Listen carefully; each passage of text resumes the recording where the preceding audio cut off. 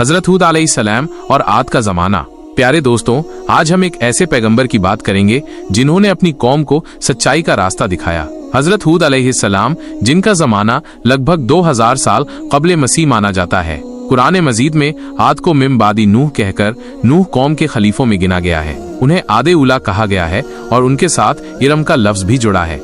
आद के रहने की जगह आद का मरकजी मकाम अर्ज़ अहकफ था। यह हजर मौत के उत्तर में वाक़े है, जिसके पूरब में ओमान और उत्तर में राबे अल खाली है, मगर आज वहाँ रेत के टीलों के सिवा कुछ नहीं है। आद का मजहब, आद के लोग बुत परस्त थे। वे अपने पेशे और नूह की कौम की तरह सनम परस्ती और बुत तराशी में माहिर थे। हजरत अब्दुल्ला बिन अब्बास से एक रिवायत है जिसमें उनके बुतों के नाम समूद और हतार बताए गए हैं। आद की सरकशी, आद अपनी सल्तनत की ताकत और जिस्मानी ताकत के घमंड में चूर थे। उन्होंने अल्लाह को भुला दिया और अपने हाथों से बनाए बुतों को खुदा मान लिया। तब अल्लाह ने उन्हीं में से एक पैगंबर हजरत हूद को भेजा।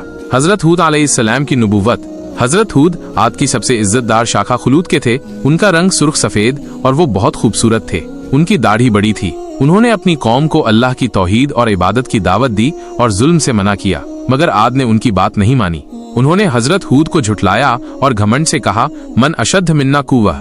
सूरह हमीम सजदा, यानी हमसे ज्यादा ताकतवर कौन है। मगर हजरत हूद लगातार इस्लाम का प्रचार करते रहे। वो अपनी कौम को अल्लाह के अजाब से डराते और गुरूर के नतीजे बताते। वो कहते, ऐ कौम, अपनी ताकत पर घमंड न करो, बल्कि अल्लाह का शुक्र अदा करो। आद को ये नसीहतें बहुत नागवार गुजरी। उन्होंने मजाक उड़ाया और कहा, ऐ हूद, तू हमारे पास कोई दलील नहीं लाया और हम तेरे कहने से अपने खुदाओं को नहीं छोड़ेंगे। सूरह हूद। हजरत हूद ने कहा, अगर तुम मेरी सच्चाई नहीं मानते तो इंतजार करो, मैं भी इंतजार करता हूँ। फिर अल्लाह ने सबसे पहले खुशकसाली भेजी। जब भी बादल आते वे खुश होते कि बारिश होगी, लेकिन वो अजाब का तूफान था। तेज हवा का तूफान 8 दिन और 7 रातें चलता रहा और पूरी कौम को तबाह कर दिया। हजरत हूद और उनके ईमान वाले साथी अल्लाह की रहमत से महफूज रहे। हजरत हूद ने अपनी बाकी जिंदगी हजर मौत के इलाके में गुजारी और वहीं उनकी वफात हुई। सबक, अल्लाह के नेक बंदे लोगों को नसीहत करते हैं, मगर लोग उनका मजाक उड़ाते हैं। घमंड और बुत परस्ती तबाही लाती है। अल्लाह की सजा देर से आती है, मगर यकीनी होती है। पैगंबर का काम हिदायत देना है। जब कौम सरकश होती है तो अजाब आता है। ये कहानी हमें सिखाती है कि अल्लाह की नाफरमानी और बुत परस्ती का अंजाम हमेशा बुरा होता है।